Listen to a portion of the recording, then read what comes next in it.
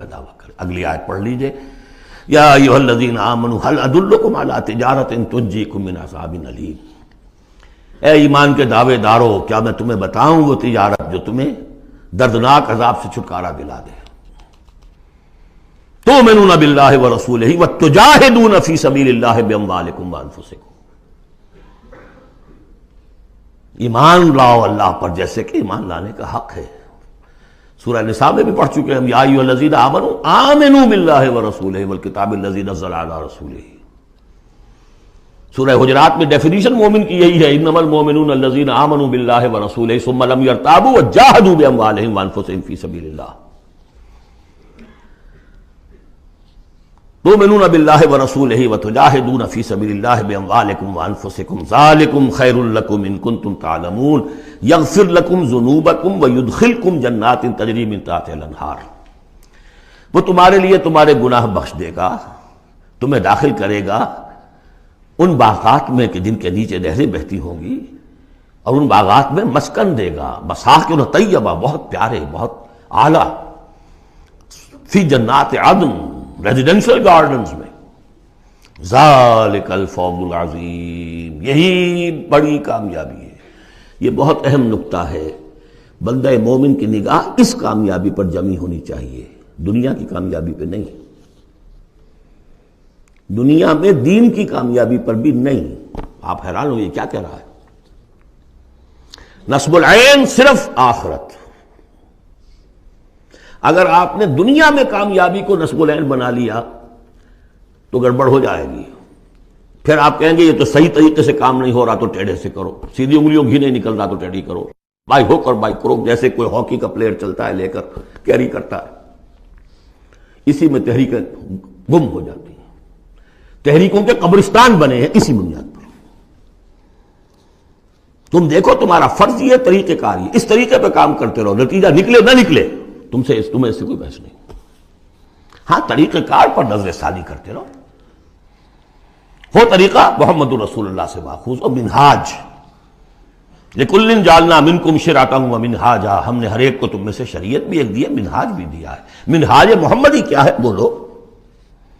تو امت محمد ہو صلی اللہ علیہ وسلم۔ تو یہ بات نوٹ کر لیجئے، بہت اہم ہے، بس تجزیہ کر لیجئے اب تک جو کچھ آیا ہے اس میں، بلکہ اب آخری دو آیتیں بھی پڑھ لیجئے۔ ایک حیثیت سے یہ 12ویں آیت پر آ کے مضمون مکمل ہو گیا۔ ذالک الفوز العظیم، بڑی کامیابی یہی ہے۔ البتہ دنیا میں ایک اور بونس کی شکل میں ہے، وَأُخْرَىٰ تُحِبُّونَهَا، ایک اور شے جو تمہیں بہت پسند ہے۔ اللہ کی نگاہوں میں تو اس کی کوئی حیثیت نہیں، اس لیے کہ اللہ کی نگاہ میں تو اگر وہ کرنا ہی چاہے تو دین حق کو غالب کر دے آنے واحد میں۔ اللہ تو تمہیں دیکھ رہا ہے بس کہ تم نے کتنی کچھ جانفی شانی کی، کہ کیونکہ تمہارا امتحان ہے۔ لیکن تمہاری نگاہوں میں بہرحال انسان ہو تو بربنائے طبع بشری انسان چاہتا ہے کہ جو کچھ ہم کریں اس کا نتیجہ بھی اگر نظر آ جائے تو کیا کہنے۔ وَأُخْرَىٰ تُحِبُّونَهَا، اور وہ دوسری چیز اور بھی جس کا جو تمہیں پسند ہے، وہ کیا ہے؟ نصر من اللہ وفتح قریب۔ اب اللہ کی طرف سے مدد آیا چاہتی ہے اور فتح تمہارے قدم چوما چاہتی ہے۔ لیکن یہ ظاہر بات ہے یہ کب اتری ہے، یہ میں آپ کو بتا چکا ہوں، اس کو سمجھیے سورہ صف کو، سورہ احزاب کا ضمیمہ۔ وَبَشِّرِ الْمُؤْمِنِينَ، یہی الفاظ آئے ہیں، اور اے نبی اس کی بشارت دے دیجئے اہل ایمان کو۔ قول میں حضور کا آپ کو سنا چکا ہوں، آپ نے فرما دیا تھا غزوہ احزاب کے بعد، لن تغزوکم قریش بعد عامکم ھذا، اے مسلمانوں اب اس سال کے بعد قریش تم پر چڑھ کر نہیں آ سکتے، ایگزاسٹ ہو چکے ہیں۔ وَلَٰكِنَّكُمْ تَغْزُونَهُمْ، اب تمہاری طرف سے انیشیٹو ہوگا، اور وہ انیشیٹو تھا کہ جو عمرے کے سفر کی نیت سے آپ نے کیا، صلح حدیبیہ ہو گئی، اور اِنَّا فَتَحْنَا لَكَ فَتْحًا مُبِينًا کی آیت اتر گئی۔ اور دوسری چیز آخرت میں یا ایک روحانی جو مقام تمہیں اس سے حاصل ہوگا، تم اللہ کے مددگار کا قرار پاؤ گے، اس سے اونچا کوئی مقام ہو سکتا ہے؟ یا ایھا الذین آمنوا کونوا انصار اللہ، اگر تم اللہ کے دین کا جھنڈا اٹھانے کے لیے اپنی جانیں لگا رہے ہو تو کس کے مددگار ہو؟ اللہ کا دین ہے، جھنڈا اس کا ہے، اور یہ فرض منصبی اصل تھا محمد کا، تو ان کی بھی مدد ہے۔ من انصاری اللہ آگے آ جائے گا۔ اے اہل ایمان اللہ کے مددگار بنو، کما قال عیسی ابن مریم للحواریین، جیسے کہ کہا تھا عیسیٰ ابن مریم نے اپنے حواریین سے، من انصاری اللہ، کون ہے میرا مددگار اللہ کی راہ میں۔ دیکھیے جیسے بیعت کی نسبتیں آئی تھیں دو، بیعت حضور سے، بیع اللہ سے، لہذا تیسرا ہاتھ اللہ۔ وہی مسئلہ یہ ہے، نصرت اللہ کی، لیکن میری نصرت اللہ کی طرف۔ اللہ کی نصرت کیسے کرو گے؟ میری نصرت کرو اللہ کے راستے میں، محمد رسول اللہ والذین معہ۔ اب بھی طریقہ جو فطری ہے وہ یہی ہے، جس کو بھی اللہ ہمت دے دے وہ کھڑا ہو۔ میں نے یکسو ہو کے فیصلہ کر لیا، میں نے تو اب اسی کے لیے جینا، اسی کے لیے مرنا ہے۔ آؤ بھائی کون میرے ساتھ آتا ہے؟ میں نے انصاری اللہ، میں تو چل رہا ہوں، کوئی ساتھی ملے گا تب بھی چلوں گا، نہیں ملے گا تب بھی چلوں گا۔ اب کون میرے ساتھ آتا ہے؟ من انصاری اللہ، جو ہاتھ میں ہاتھ دے وہ اس کا ساتھی ہے۔ اذ قال عیسی ابن مریم للحواریین من انصاری اللہ قال الحواریون نحن انصار اللہ۔ اگرچہ وہ مددگار تھے حضرت عیسیٰ کے، حقیقت میں تھے اللہ کے، بظاہر عیسیٰ کے، حقیقت اللہ کے۔ فآمنت طائفۃ من بنی اسرائیل، تو بنی اسرائیل دو گروہ میں تقسیم ہو گئے، ایک وہ جو ایمان لے آیا اور ایک وہ جو کفر پر اڑا رہا۔ وکفرت طائفہ فأیدنا الذین آمنوا علی عدوہم، تو ہم نے مدد کی ان کی جو ایمان لائے تھے ان کے خلاف، کہ جنہوں نے کفر کیا تھا ان کے دشمنوں کے خلاف۔ فاصبحوا ظاہرین، بالآخر وہی کامیاب ہوئے۔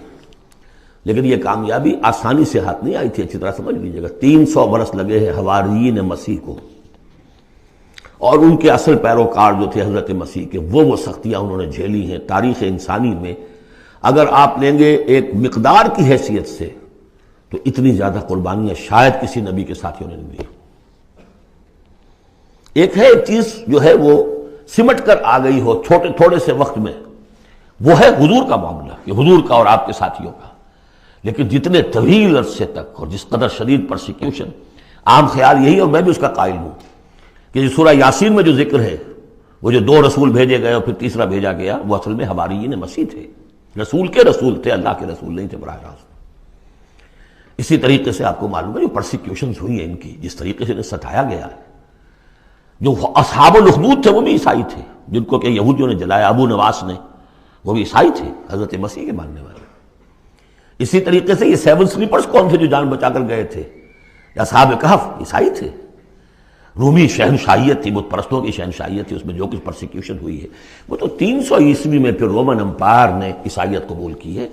اس کے بعد سے پھر ظاہر بات ہے، چاہے عیسیٰ کو وہ صحیح طور پر مانتے ہیں، غلط طور پہ مانتے ہیں، عیسیٰ کے ماننے والے ہیں، وہ کہتے ہیں وہ حرام زادہ ہے، وہ کہتے ہیں کہ نہیں وہ اللہ کا بیٹا ہے، بس اتنا فرق ہو گیا، وہ ایک انتہا کو نکل گئے، وہ دوسری انتہا کو نکل گئے۔ باسٹرڈ کہتے ہیں کھلم کھلا، سن آف مین، اور وہ لوگ کہہ رہے اللہ کا، لیکن مانتے تو ہے نا، یہ انکار کرتے ہیں۔ تو ہمارے ہاں بھی کتنے ہی لوگ ہیں حضور کے رتبے کو جب نعتوں میں بیان کرنے آئیں گے اللہ سے کم چھوڑتے ہیں، اللہ سے اوپر بنا دیتے ہیں۔ اوتار کا عقیدہ تو میں آپ کو بتا چکا ہوں، وہی جو مصطفی عرش تھا خدا ہو کر اتر پڑا وہ مدینے میں مصطفیٰ ہو کر۔ مدینے کی مسجد میں ممبر کے اوپر بغیر عین کے ایک عرب ہم نے دیکھا، عرب میں سے عین نکال دے کیا رہ جائے گا؟ رب۔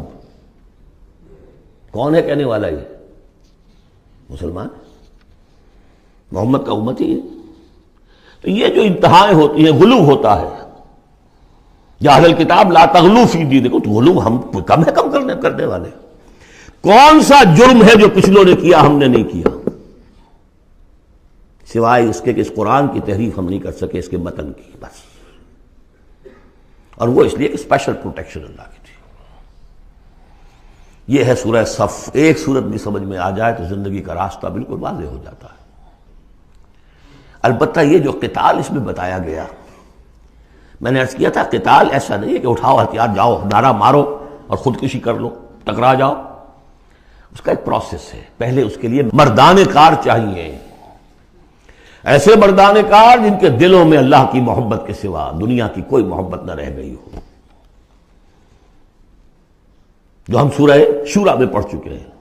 فما اوتیتم من شیء فمتاع الحیات الدنیا وما عند اللہ خیر وابقی للذین آمنوا وعلی ربہم یتوکلون. طالب آخرت بن چکے ہو واقعتاً، کہنے کی حد تک نہیں، زبانی کلامی نہیں، فی الواقع. پھر ان کے اندر وہ اخلاص اور خلوص، پھر ایک نظم کی پابندی، ایک لیڈر کے ساتھ عہد، جو کہو گے. یہ تقاضے اگر پورے نہیں ہوتے، اور محترم تعداد کے اندر 2-4 سے تو نہیں ہوگا معاملہ. 4 کا ہوتا معاملہ تو حضرت موسیٰ کے ساتھ بھی تھے، 3-4 تو اور 150 تو اور بھی شاید نکل ہی آتے، کوئی ذرا اور محنت کرتے، لیکن نہیں، معتدل تعداد، ریکوزٹ نمبر. لہذا اس کو تیار کرنے کے لیے کیا طریقہ کار ہے؟ یوں سمجھیے کہ منہج انقلاب محمدی کے 2 حصے ہیں. اوپر کا حصہ ٹکراؤ، تصادم، وہ سب کو معلوم ہے. غزوہ بدر، غزوہ احد، غزوہ احزاب، فلاں فلاں اور کس کو نہیں معلوم. لیکن اکبر الآبادی کا بڑا پیارا شعر ہے، خدا کے کام دیکھو بعد کیا ہے اور کیا پہلے ہے، نظر آتا ہے مجھ کو بدر سے غار حرا پہلے. یہ غار حرا کی جو تنہائیاں تھیں، جو سوچ و بچار تھا، پھر اس نے 12 برس تک مکے میں جو دعوت، تبلیغ، تربیت، تزکیہ، تعلیم، تنظیم، یہ کام کیا ہے. یہ ہے جس کا نتیجہ سامنے نظر آتا ہے.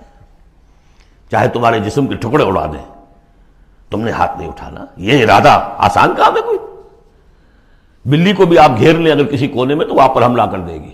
ڈیسپریٹ آدمی 2-3 کو مار کر مرے گا، ایسے نہیں مر سکتا آدمی. آدمی بڑی شے ہے، لیکن اجازت نہیں ہے.